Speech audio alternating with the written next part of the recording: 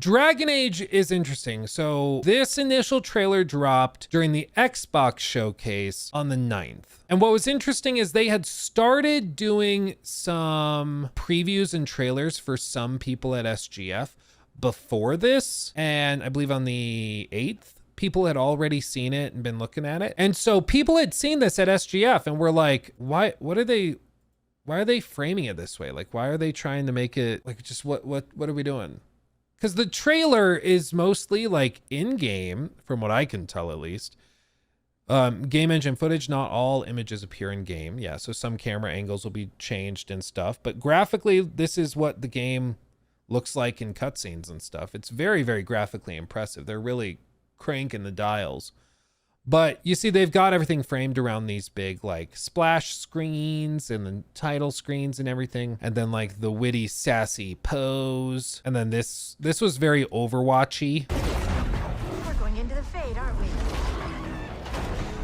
And digging up a lot of buried secrets.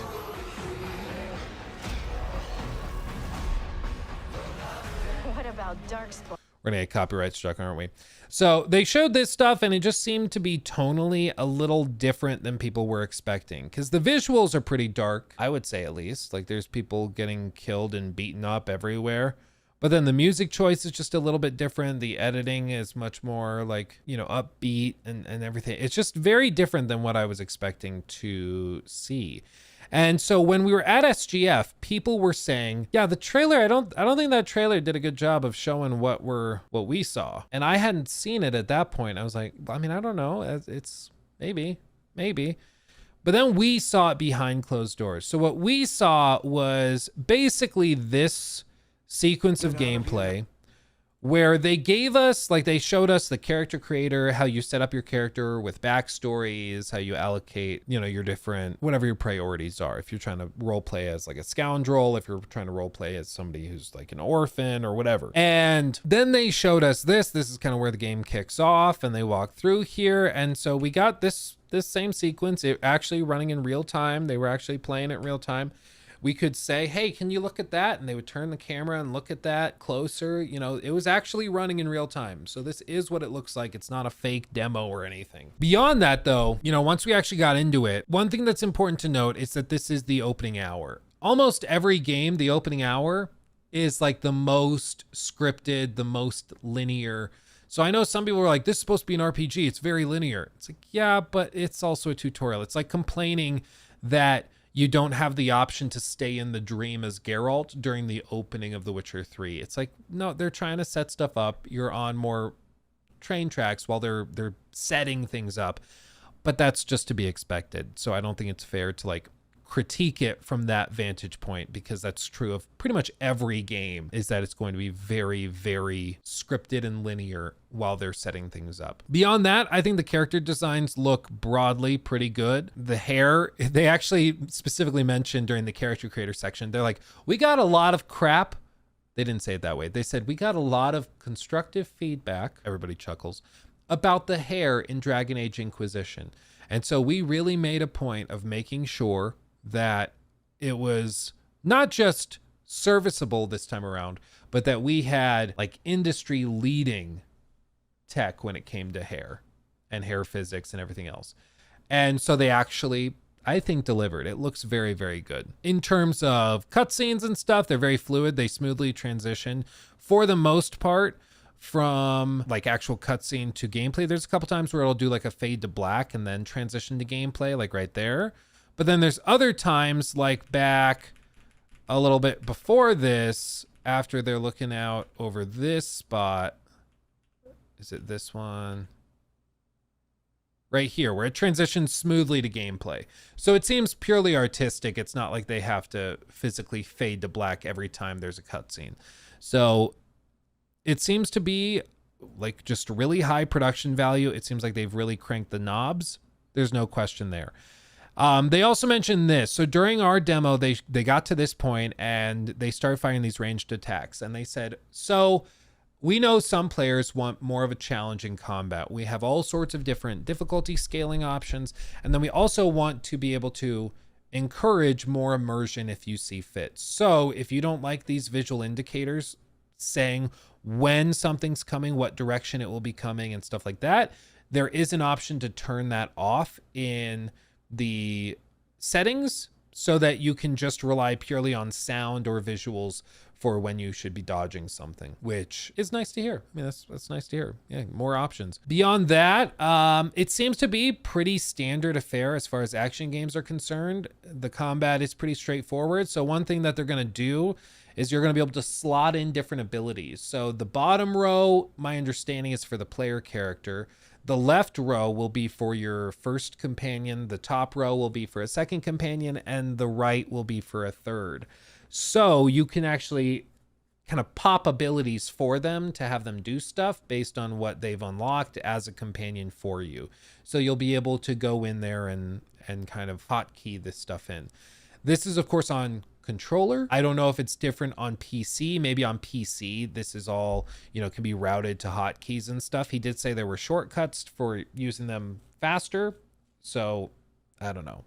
They might have said only 2. I have seen a screenshot where something was up here. Maybe there are further abilities for the player, but either way, this will not be this empty. In this demo, there's like 1 ability and that's it because it's the tutorial. When the game is like actually further along, I imagine that, all of this is filled with different abilities that you can pop. But yeah, if it's only 2 companions or whatever, then that would be, 1 on either side.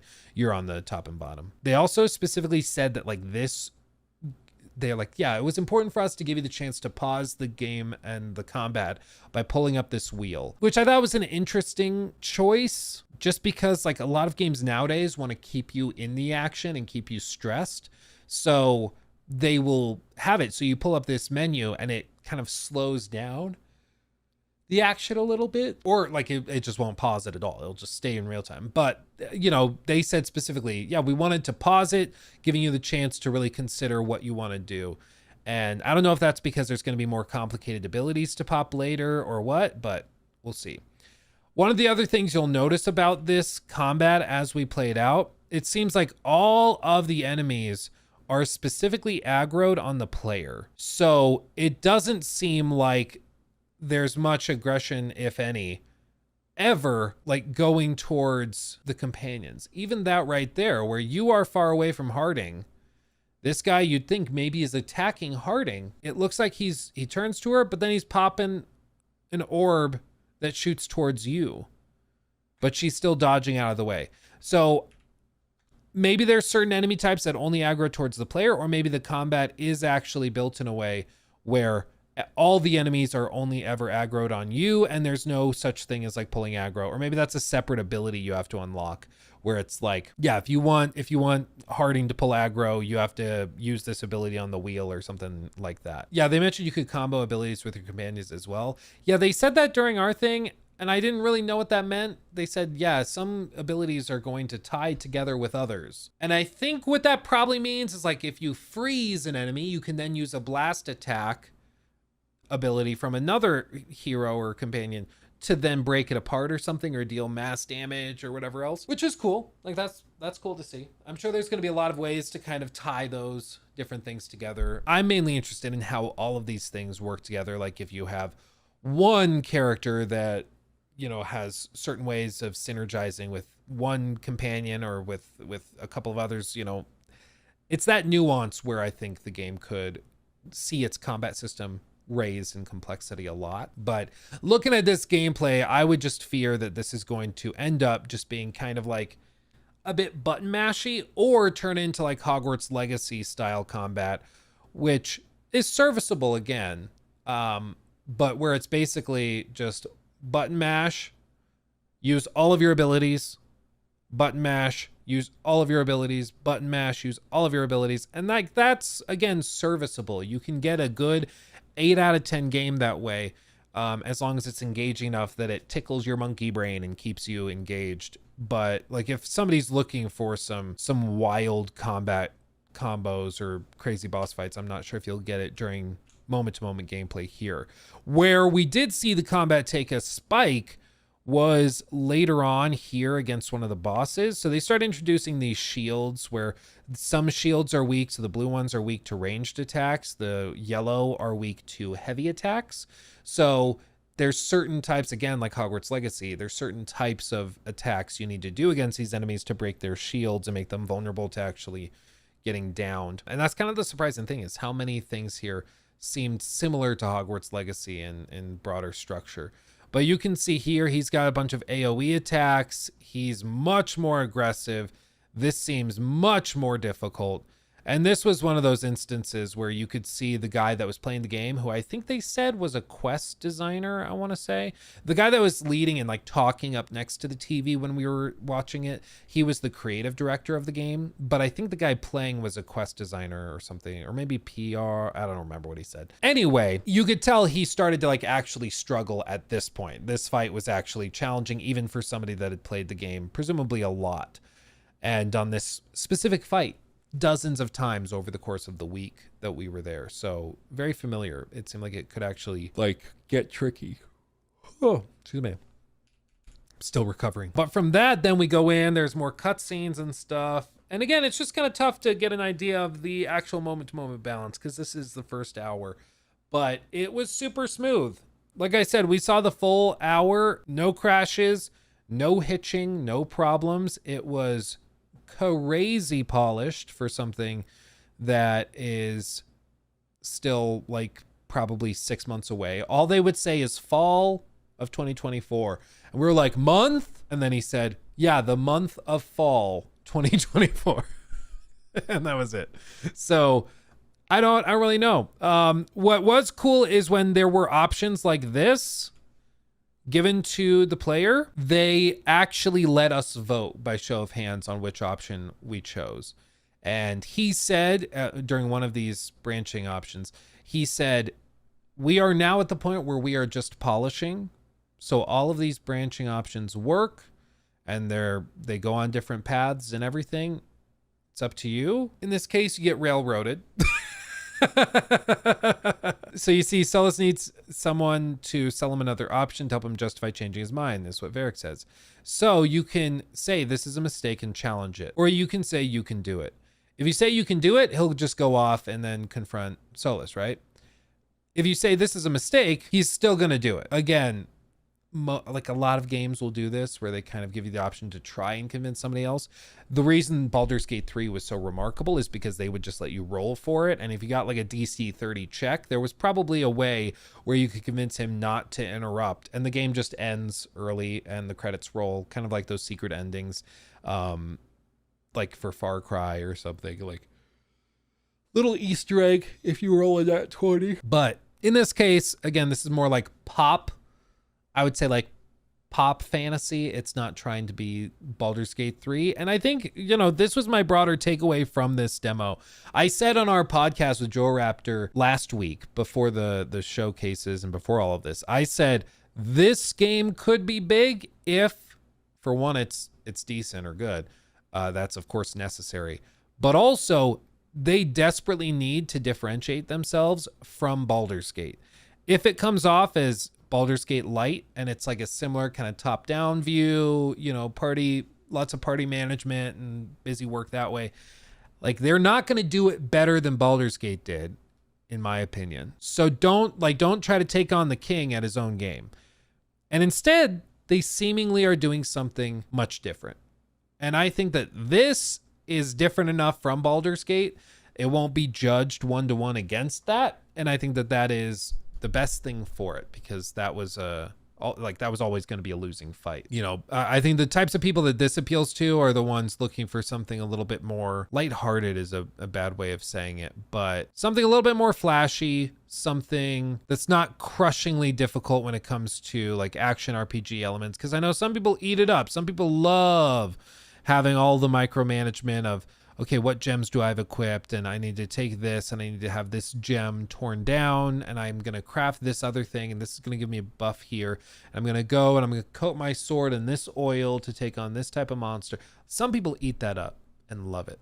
Others hate it and find it needlessly tedious and blah, blah, blah. And I'm like, at least they're not trying to do everything for everybody. It might not be for you, but at least it appeals to a certain demographic, right? But beyond this, I mean, everything else that they show here, I've asked a couple of my friends, and my wife is is of course a hardcore Dragon Age fan. She's played all of them. Origins is of course her favorite. And I asked her, like, what do you think as a fan? And she's not like the action RPG fan. She's in it for the lore, she's in it for the stories and for the characters, and she is all on board. She thinks this looks awesome. And at the end of the day, that's all that really matters. Like, if it's not appealing to the hardcore fan base or crowd, okay, that's fine. They're hoping to make it up with some other people, maybe some older fans, and then a lot of new fans who have never played the games before and just want to try it out. And I think this is going to be successful in that regard. It looks